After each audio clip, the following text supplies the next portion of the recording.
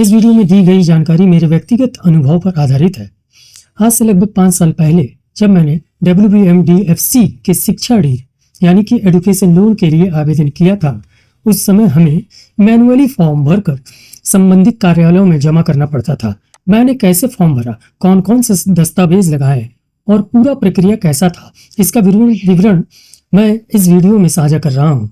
लेकिन आप सबसे विनम्र अनुरोध है कि वर्तमान प्रक्रिया में बदलाव हो चुका है और अब पूरा आवेदन ऑनलाइन होता है। इसलिए कृपया आप WBMDFC की आधारित वेबसाइट पर जाकर नवीनतम दिशा निर्देश जरूर पढ़ें और उसी के अनुसार आवेदन करें। एजुकेशन लोन स्कीम का उद्देश्य पश्चिम बंगाल के अल्पसंख्यक समुदाय जैसे मुस्लिम, ईसाई, सिख, बौद्ध, पारसी और जैन विद्यार्थियों को उनकी उच्च शिक्षा में आर्थिक सहायता प्रदान करना है।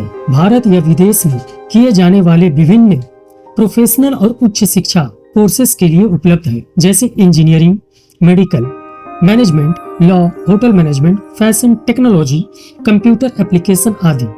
इसके लिए आवेदक का पश्चिम बंगाल का निवासी होना चाहिए और पिछली परीक्षा में न्यूनतम 50% अंक होना अनिवार्य है।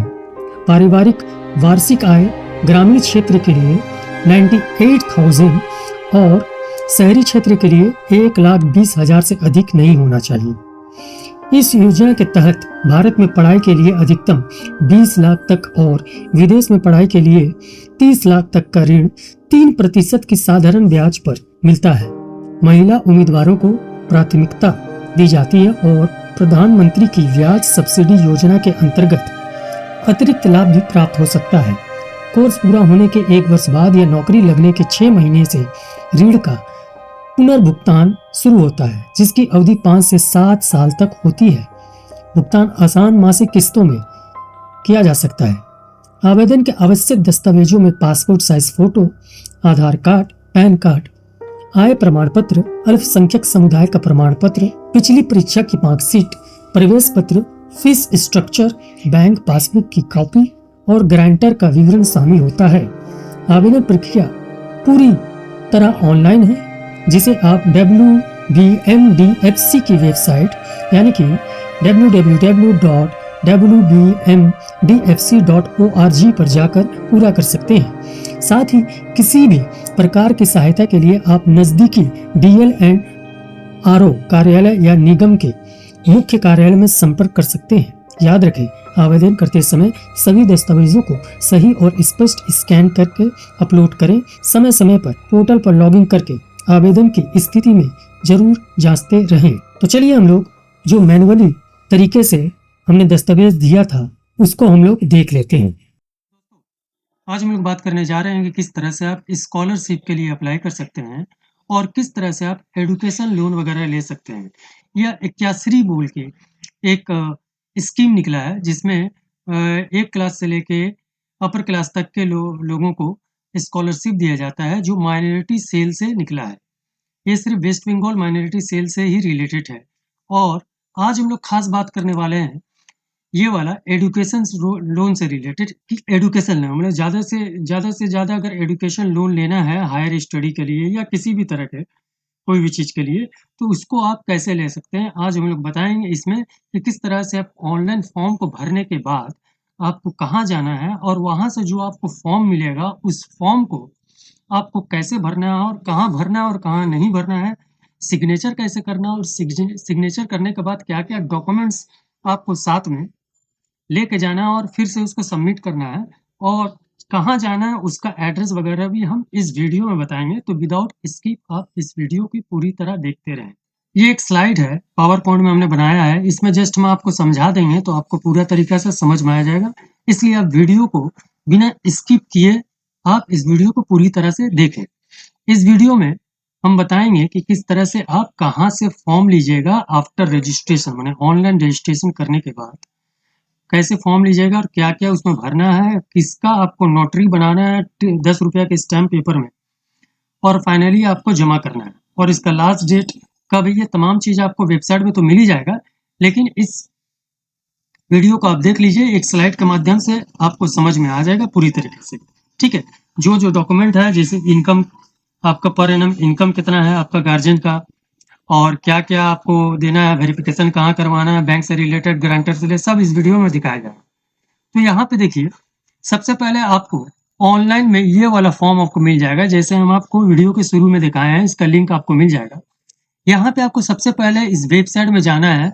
वेबसाइट में जाने के बाद यहाँ से आपको रजिस्ट्रेशन करना है, wbmdfc.net में जाना है, और यहाँ से आपको ये वाला फॉर्म मिल जाएगा। इस फॉर्म में आपको रजिस्टर करना है। रजिस्टर करने के बाद आपको जो भी क्रेडेंशियल मिलेगा, जैसे एप्लीकेशन नंबर हुआ या यूजर नेम पासवर्ड, उसको आप संभाल कर रख दीजिए, ठीक है। फिर बाद में हो सकता है इसका आपका जरूरत पड़े फर्दर रेफरेंस के लिए।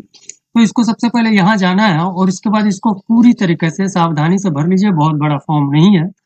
इसको भरने के बाद आपको रजिस्ट्रेशन नंबर मिलेगा या कोई भी इंपॉर्टेंट क्रेडेंशियल मिलेगा, उसको आप रख लीजिए, ठीक है।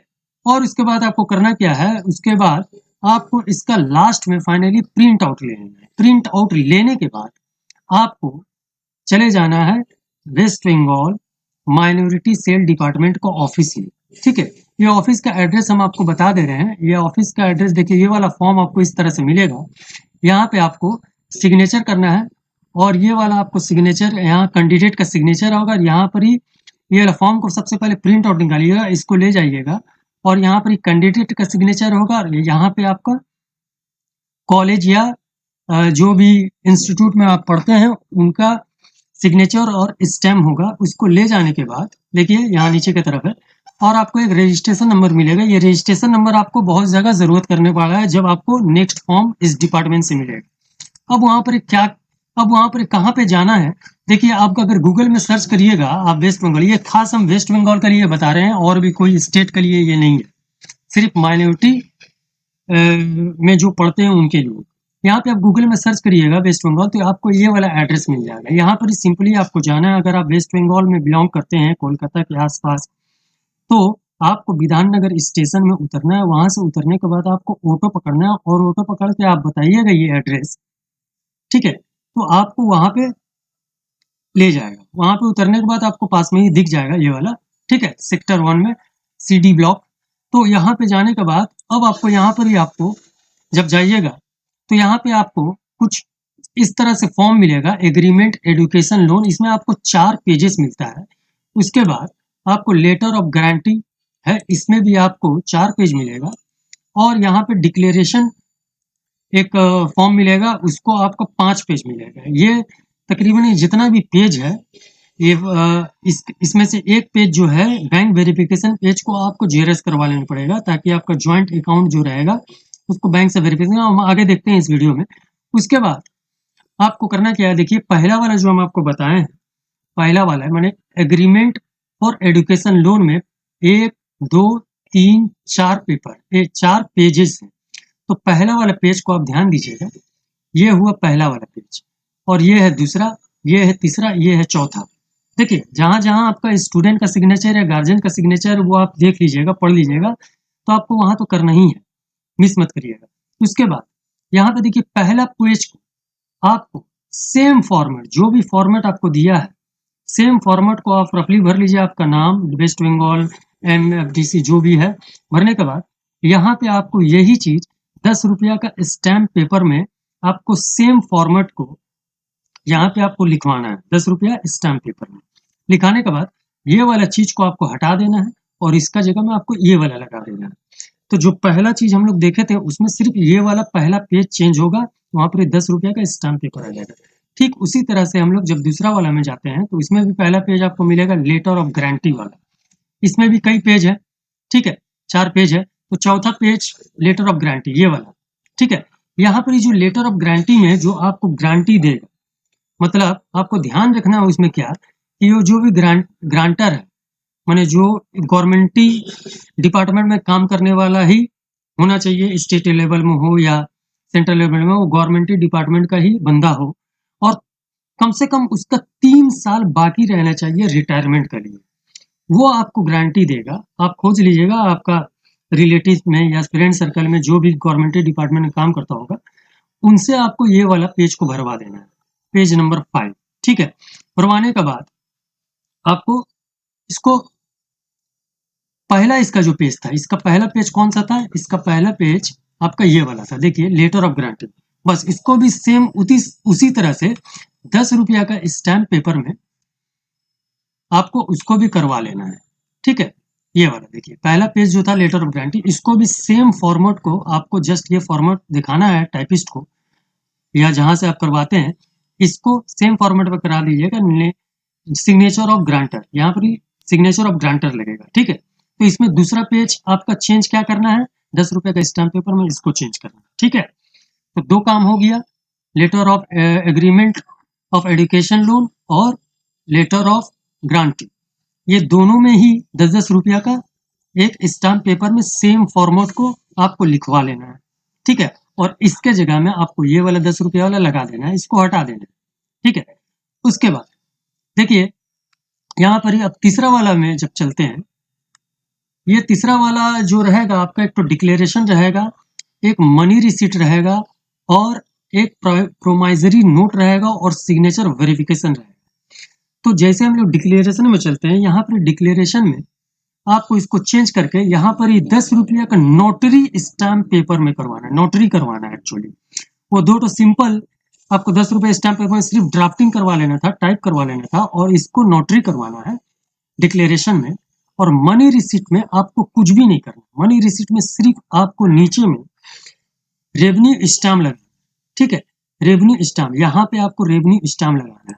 तो ये कुछ चेंज होकर इस तरह से आएगा, रेवेन्यू स्टैम्प के ऊपर आपको सिग्नेचर करना है कुछ इस तरह से, ताकि आधा सिग्नेचर आपका बाहर हो और आधा सिग्नेचर आपका अंदर हो।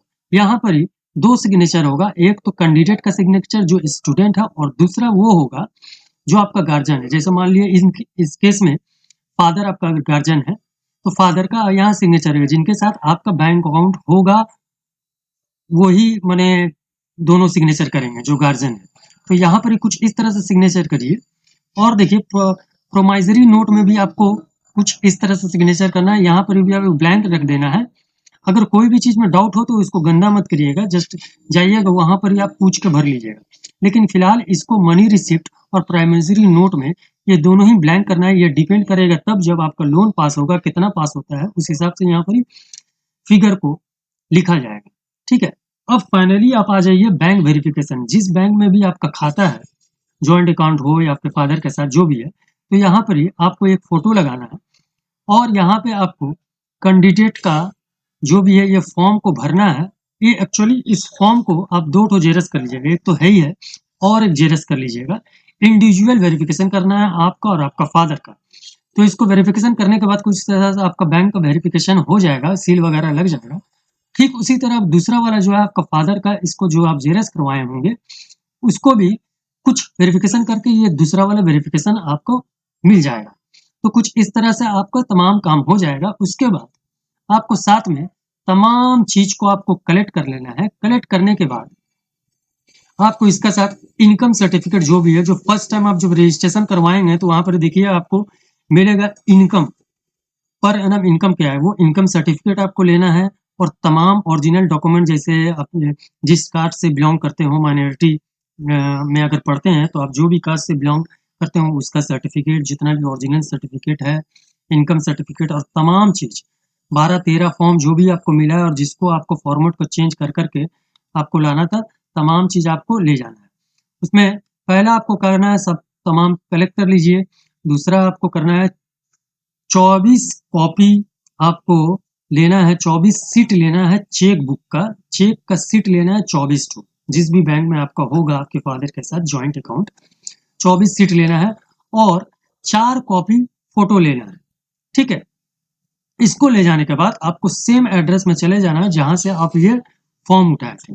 ये तमाम चीज उठाने के बाद आपको वहां पर ही सबमिट कर देना है। जो भूल भ्रांति होगा वहीं पर ही आप ठीक कर लीजिए, डबल राइटिंग मत करिएगा, नहीं तो किसी ना किसी वजह से कैंसिल हो सकता है। एक्चुअली ये गवर्नमेंट डिपार्टमेंट है, तो सावधानी से भरिए और इसको सबमिट करिए। उसके बाद आपको पता चल जाएगा आपका जो भी क्रेडेंशियल आपका वहां पर ही आप चेक कर लीजिए, या डायरेक्टली आप टोल फ्री नंबर में बात करके पूछ सकते हैं। आपका जो भी एप्लीकेशन नंबर हो फर्दर रेफरेंस के लिए पूछ सकते हैं आपका क्या हुआ।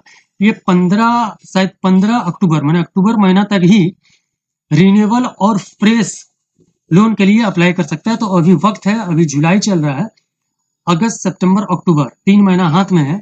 ज़्यादा से ज़्यादा आप इसको शेयर करिए। बहुत सारे बंदों को पता नहीं है किस तरह से, कहाँ से क्या फॉर्म उठाना है, कैसे क्या करना है। तो इसको शेयर करके उनका हेल्प कर सकते हैं आप, अगर आपको ज़रूरत ना हो तो। अगर इस वीडियो से आपको कोई भी लाभ हुआ है तो ज़रूर से ज़रूर सब्सक्राइब कर लें।